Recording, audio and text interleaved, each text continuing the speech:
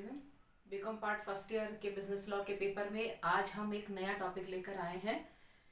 Topic रहेगा आज का, समस्त अनुबंध ठहराव होते हैं लेकिन सभी ठहराव अनुबंध नहीं होते हैं। All contracts are agreements but all agreements are not contract.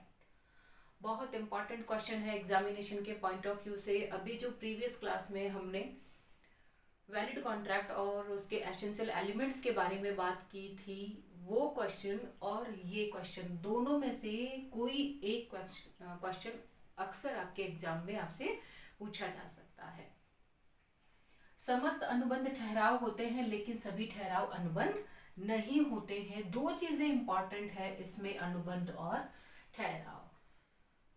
Contract होने के लिए एग्रीमेंट का होना जरूरी है, ये हम सभी जानते हैं। बिना एग्रीमेंट के कॉन्ट्रैक्ट नहीं हो सकता, यानी बिना ठहराव के कॉन्ट्रैक्ट का हम इमेजिनेशन भी नहीं कर सकते हैं। बिना ठहराव के कॉन्ट्रैक्ट नहीं किया जा सकता है। और ठहराव का मतलब प्रपोजल और एक्सेप्टेंस होता है कि एक पार्टी दूसरी पार्टी के सामने प्रपोजल रखेगी और दूसरी पार्टी उसे जब एक्सेप्ट कर लेती है तो वो एग्रीमेंट बन जाता है, और एग्रीमेंट ऐसा जो एनफोर्सेबल है तो वो कॉन्ट्रैक्ट बन जाता है।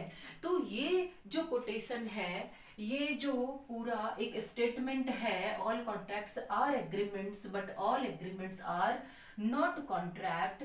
यदि हम कॉन्ट्रैक्ट और एग्रीमेंट यानी अनुबंध और ठहराव दोनों के बारे में जानना चाहते हैं डिटेल में, यानी यदि हम इन दोनों में डिस्टिंग्विश करना चाहते हैं, यदि हम इन दोनों के स्कोप के बारे में जानना चाहते हैं, तो ये कोटेशन बहुत इंपॉर्टेंट रहता है हमारे लिए कि अनुबंध ज्यादा वाइड है या ठहराव ज्यादा वाइड है, दोनों में किन किन पॉइंट्स को लेकर के डिस्टिंग्विश रहते हैं, अंतर रहते हैं, उन सब के बारे में हमें ये पूरा स्टेटमेंट बताता है। अब सवाल ये उठता है कि यदि एग्जाम में ये क्वेश्चन हमारे सामने आता है तो हम इसे किस तरह से सॉल्व करेंगे या इसका जवाब हम किस तरह से लिखेंगे। तो यहाँ आप देख रहे हैं, समस्त अनुबंध ठहराव होते हैं लेकिन सभी ठहराव अनुबंध नहीं होते। पूरा एक स्टेटमेंट है और इस स्टेटमेंट को हम टू पार्ट्स में डिवाइड करेंगे। समस्त अनुबंध ठहराव होते हैं, ऑल कॉन्ट्रैक्ट्स आर एग्रीमेंट्स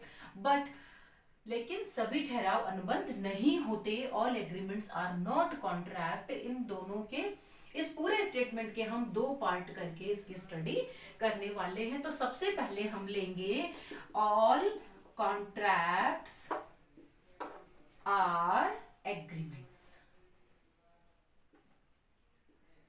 सबसे पहले हम इसके बारे में बात करेंगे कि सभी कॉन्ट्रैक्ट्स एग्रीमेंट होते हैं, सभी अनुबंध ठहराव होते हैं। कैसे? तो हम जानते हैं सेक्शन 2 क्लोज एच हमारा ये कहता है कि ऐसे ठहराव जो राजनियम के द्वारा प्रवर्तनीय होते हैं वे अनुबंध होते हैं, और ऐसे ठहराव जो राजनियम के द्वारा प्रवर्तनीय नहीं होते वो कॉन्ट्रैक्ट नहीं हो सकते हैं। मतलब ये किसी भी कॉन्ट्रैक्ट के होने के लिए एग्रीमेंट का होना जरूरी है, यानी ठहराव का होना जरूरी है, और ठहराव भी कैसा होना चाहिए, which is enforceable by the law, जो कि कानून के द्वारा प्रवर्तनीय होता है, जिसे कानून मानता है, जिसे कानून कंसीडर करता है, तो वे ही ठहराव अनुबंध बनते हैं। इसलिए हम ये कहते हैं कि समस्त अनुबंध ठहराव होते हैं, यानी ऑल कॉन्ट्रैक्ट्स आर एग्रीमेंट्स। कोई भी कॉन्ट्रैक्ट बनने से पहले एग्रीमेंट होता है, और वो ही एग्रीमेंट जो एनफोर्सेबल है वो ही कॉन्ट्रैक्ट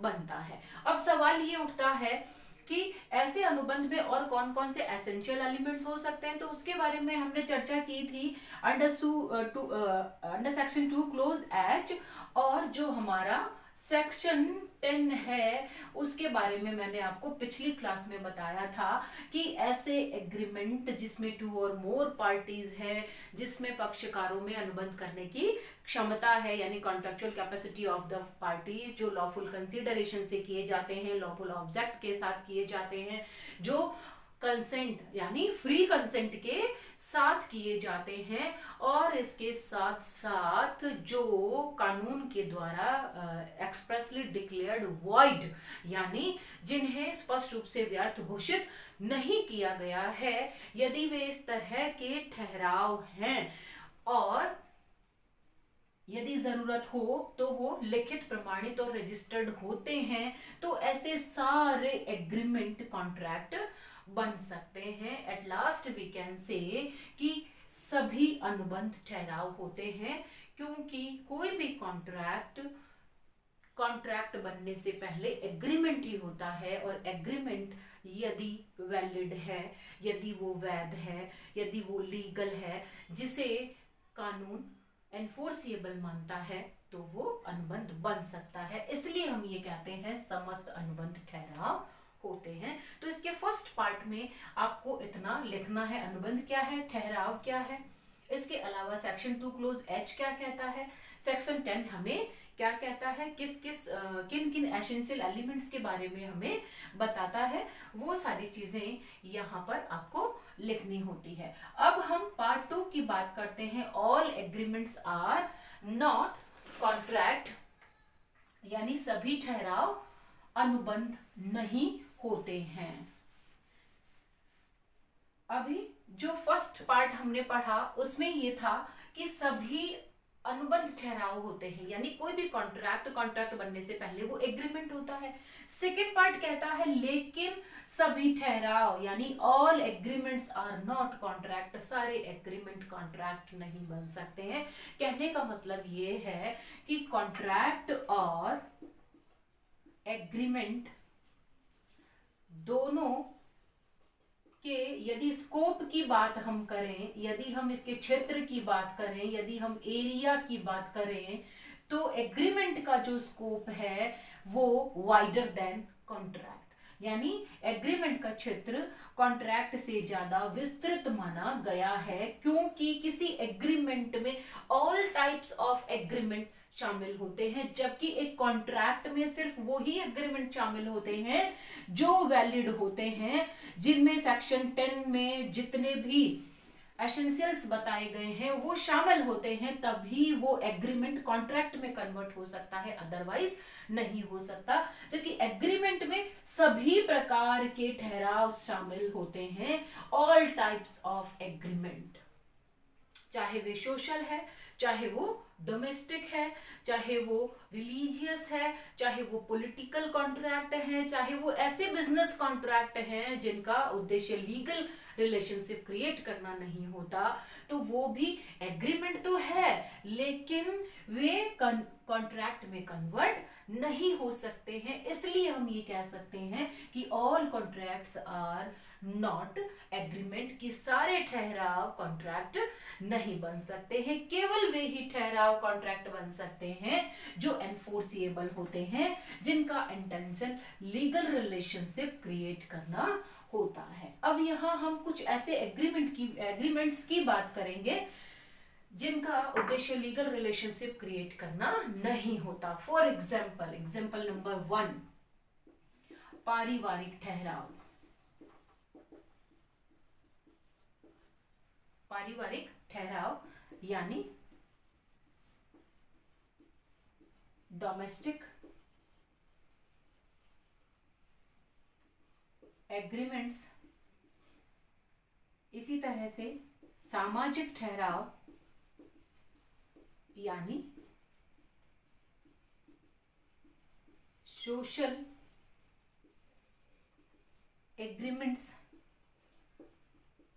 राजनीतिक ठहराव यानी पॉलिटिकल एग्रीमेंट,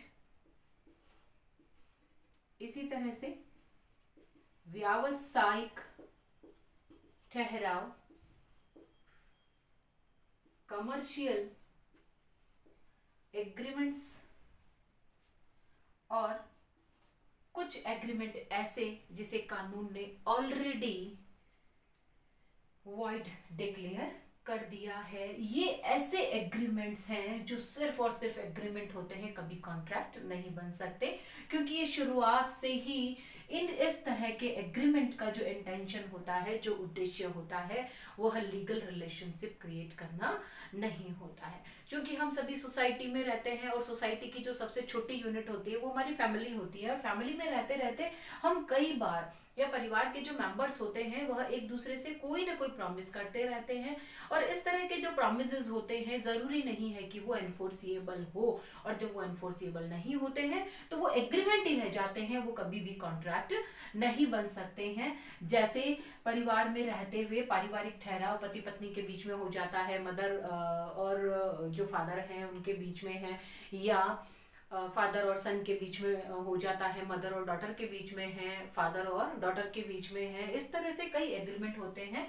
हस्बैंड और वाइफ के बीच का जो एग्रीमेंट है वो भी पारिवारिक ठहराव में आता है। और क्योंकि इस तरह के जो पारिवारिक ठहराव होते हैं, जो डोमेस्टिक एग्रीमेंट्स होते हैं, उनका उद्देश्य लीगल रिलेशनशिप क्रिएट करना नहीं होता। मतलब ये कि यदि दोनों में से कोई एक अपने प्रॉमिस को पूरा नहीं करता है तो उस केस में दोनों में से कोई भी कोर्ट तक नहीं जा सकता है। और एक प्रॉब्लम इसमें ये भी है कि हम अपने डे टू डे लाइफ में या रूटीन लाइफ में कई बार इस तरह के प्रॉमिसेस कर जाते हैं, चलते ही किसी को कुछ देते हैं, हाँ मैं ये काम करूंगा, हाँ मैं तुम्हारे लिए ये करूंगा, ये नहीं करूंगा, जो भी है। तो इतने सारे प्रॉमिसेस हम कर लेते हैं तो उन सभी को पूरा करना मुश्किल हो जाता है कई बार। तो ऐसी सिचुएशन में कानून उन्हें एनफोर्सिएबल नहीं मानता है। और सामाजिक ठहराव भी उसी कैटेगरी में आते हैं कि ये सिर्फ एग्रीमेंट होते हैं और वो कभी भी कॉन्ट्रैक्ट नहीं बन सकते। जैसे हम अपने फ्रेंड सर्कल में या हमारी फैमिली में हमें कहीं आना है, जाना है,